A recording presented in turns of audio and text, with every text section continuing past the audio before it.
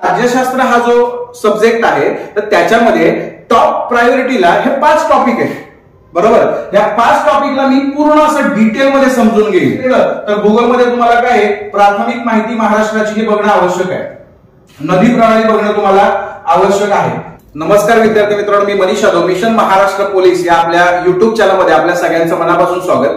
मित्रांनो, आज आपण व्हिडिओमध्ये बघणार आहे की मुंबई पोलीसचा जो पेपर आहे त्याच्या लेखी परीक्षेची तयारी कशा पद्धतीने करायची आहे हे आपण या व्हिडिओच्या माध्यमातून समजून घेणार आहे.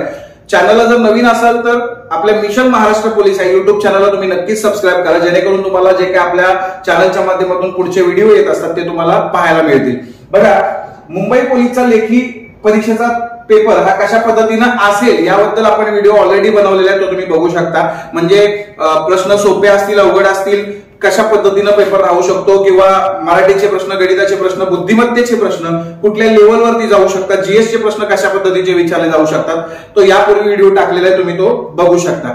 आज आपण बघणार आहे की याच्यामध्ये लेखी परीक्षेची तयारी करत असताना आपल्याला सर्वांना आता कळलंय की बाबा मराठीचे प्रश्न, व्याकरणाचे म्हणतो मी शब्दार्थ सोडून, दुसरी गोष्ट गणिताचे प्रश्न आणि मेंटल एबिलिटीचे प्रश्न हे एक प्रकारचे ऍव्हरेज क्वेश्चन असतील आणि संपूर्ण महाराष्ट्र मित्रांनो याची तयारी करतो, बरोबर आहे. आता शेवटच्या दिवसांमध्ये आपण नक्की कशा पद्धतीने तयारी केली पाहिजे हे बघणं खूप गरजेचं ठरणार आहे, कारण आता रिव्हिजन करणं खूप गरजेचं आहे. आता रिव्हिजन नक्की मारत असताना प्रायोरिटीवरती कुठल्या टॉपिककडे बघितलं पाहिजे किंवा कुठल्या सब्जेक्टकडे बघितलं पाहिजे हे या व्हिडिओच्या माध्यमातून आपण समजून घेण्याचा प्रयत्न करणार आहे. बघा, मराठी, गणित, बुद्धिमत्ता हे संपूर्ण महाराष्ट्र करतोच. राहिला प्रश्न जीएसचा. जीएसला आपण हे आधीच तुम्हाला सांगितलं की मराठी, गणित, बुद्धिमत्तेचे ऍव्हरेज प्रश्न असतील, परंतु तुम्हाला त्याची रिव्हिजन मारणं खूप गरजेचं आहे. म्हणजे जो काही तुम्ही अभ्यास करताय त्यातला अर्धा वेळ हा तुम्ही या 3 विषयांसाठी देऊ शकता आणि राहिलेला अर्धा वेळ तुम्हाला जीएसला द्यावा लागेल, कारण जीएसला जो काय आवाक आहे जीएसचा हा खूप मोठा आहे, बरोबर. त्याच्यामध्ये तुम्हाला तयारी करणं खूप डिफिकल्ट जातं, रिव्हिजन करणं खूप डिफिकल्ट जातं, कारण वेळ खूप लागतो. ठीक आहे. तर मित्रांनो, हा वेळ वाचवण्यासाठी जर तुम्हाला प्रायोरिटी समजली तर तुम्ही त्या पद्धतीनं त्या विषयाला टॅकल करू शकता, हँडल करू शकता, जेणेकरून तुमचा वेळही वाचेल आणि जे काही प्रायोरिटी टॉपिक आहेत परीक्षेला विचारले जाऊ शकतात अशा टॉपिकवरचे प्रश्न तुम्हाला पाहता सुद्धा येतील. बघा मित्रांनो, जीएस मध्ये माझ्या अंदाजानुसार मी हे सांगतो तुम्हाला, हे काय प्रेडिक्शन आहे, परफेक्शन नाही, समजताय. तुम्ही याला फॉलो करू शकता किंवा तुमच्या मर्जीनुसार सुद्धा करू शकता. जो काय माझा अनुभव आहे त्याच्यावरून मी तुम्हाला सांगतोय की मागचे काही वर्ष बघता मुंबईला जे काही प्रश्न विचारले जातात याच्यामध्ये करंटच्या प्रश्नांचा, करंट अफेअर जे म्हणतोय की ना आपण, करंट अफेअरचे प्रश्न खूप मोठ्या प्रमाणात येतात. हे सर्वाधिक प्रश्न असण्याची दाट शक्यता आहे करंट अफेअरचे. गेल्या वर्षीच बघू शकता तुम्ही, गेल्या वर्षी 53 प्रश्न हे जीएस वरती विचारले होते मुंबई पोलीस शिपाईमध्ये, त्यातले 18 प्रश्न हे करंटचे होते मित्रांनो. ठीक आहे. म्हणून करंट अफेअर हा मुंबईसाठी अतिशय महत्वाचा असणार आहे. त्याच्यानंतर दुसरा टॉपिक आपला असणार आहे करंट अफेअर नंतर. ह्यावेळेस जर आपण नीट पाहिलं तर तुम्हाला सायन्सचे जे काही प्रश्न आहेत की नाही, हे सायन्सचे प्रश्न बऱ्याच ठिकाणी कमसे कम 5-7 प्रश्न तरी तुम्हाला सायन्सचे बघायला मिळतात. इव्हन ठाण्यासारख्या ठिकाणी 12-12, 13-13 प्रश्न सायन्स वरती विचारलेत. ज्या विद्यार्थी मित्रांनी सायन्स अवघड म्हणून, महाराष्ट्रातल्या 90% विद्यार्थ्यांना सायन्स अवघडच वाटतंय, ओके, आणि आजही आहे सुद्धा अवघड, ठीक आहे. परंतु ज्या विद्यार्थी मित्रांनी त्याच्यावरती फोकस करून सायन्स समजून घेण्याचा प्रयत्न केला परीक्षेच्या दृष्टिकोनातून, तर त्याला हे जे काही मार्क्स आहेत सायन्सचे ते मिळू शकतात. आणि बघा, बाकीच्यांना जे मिळत नाही ते आपल्याला मिळालं आणि बाकीच्यांना जे मिळतं तेही आपल्याला मिळालं तर आपलं सिलेक्शन 100% आहे. या वाक्यामध्ये खूप महत्व आहे बरं का. बघा, वाक्याला काय महत्व आहे की बाकीच्यांना जे मिळतं ते मलाही येतं, बाकीच्यांना जे येतं ते मलाही येतं, पण बाकीच्यांना जे येत नाही ते जर मला आलं तर बाकीच्यांपेक्षा 2 मार्क्स माझ्याकडे जास्त असतील, बरोबर ना. मग त्याच्यासाठी तुम्ही सायन्सकडे फोकस करा.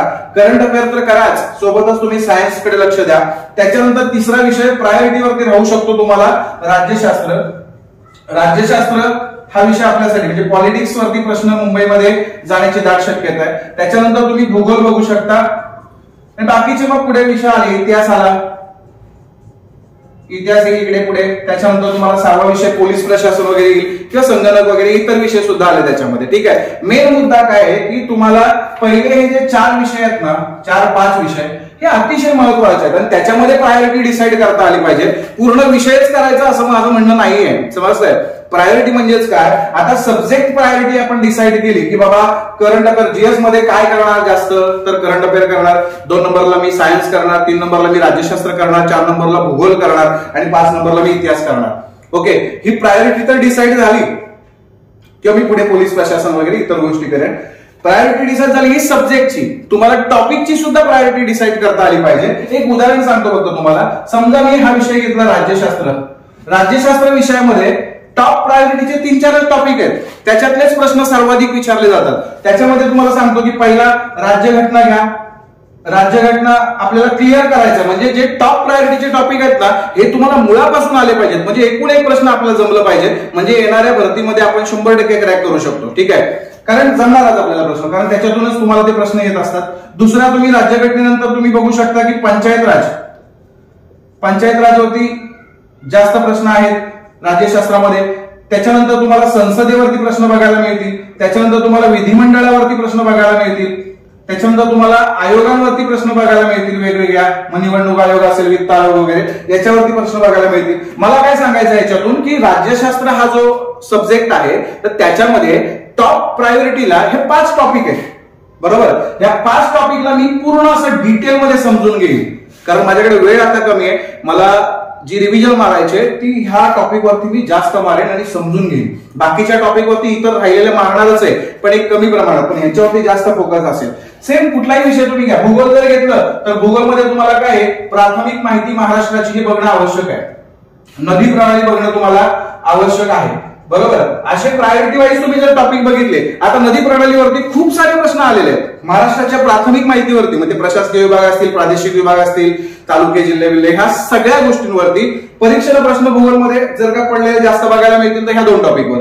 मग तुम्ही 1-2 टॉपिक पूर्ण डिटेलमध्ये करणं गरजेचं आहे मित्रांनो, समजतंय. अशा पद्धतीने जर तुम्ही अभ्यास केलात ना तर मुंबई पोलीसचं जे काही पेपर आहे तुम्हाला ती तुम्ही व्यवस्थित पद्धतीने क्रॅक करू शकता. हे सांगण्याचा माझा आजचा हा उद्देश होता व्हिडिओचा. व्हिडिओ कसा वाटला हे आम्हाला कमेंटद्वारे नक्कीच सांगा, आणि जर चॅनलला नवीन असाल तर सबस्क्राईब जरूर करा. सोबतच जर तुम्हाला ऑनलाईन पद्धतीने जर तयारी करायची असेल आपल्या चॅनलवरती तर तुम्ही युट्यूब तर बघताय, सोबतच आपलं ऍप्लिकेशन आहे मिशन खाकी नावाचं, ते सुद्धा तुम्ही डाउनलोड करू शकता.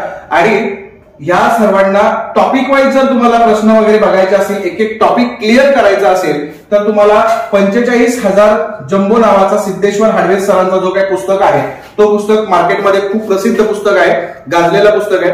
त्याच्यामध्ये वर्गीकृत पद्धतीने टॉपिक वाईज तुम्हाला प्रश्न बघायला मिळतील. एक टॉपिक क्लिअर करण्यासाठी तो पुस्तक अतिशय महत्वाचा आहे. सिद्धेश्वर हाडवे सरांचा भरती प्रकाशनाचा 45,000 जम्बो. ओके, हा पुस्तक मार्केटमध्ये सगळीकडे उपलब्ध आहे, पुस्तक विक्रेत्यांकडे तुमच्या.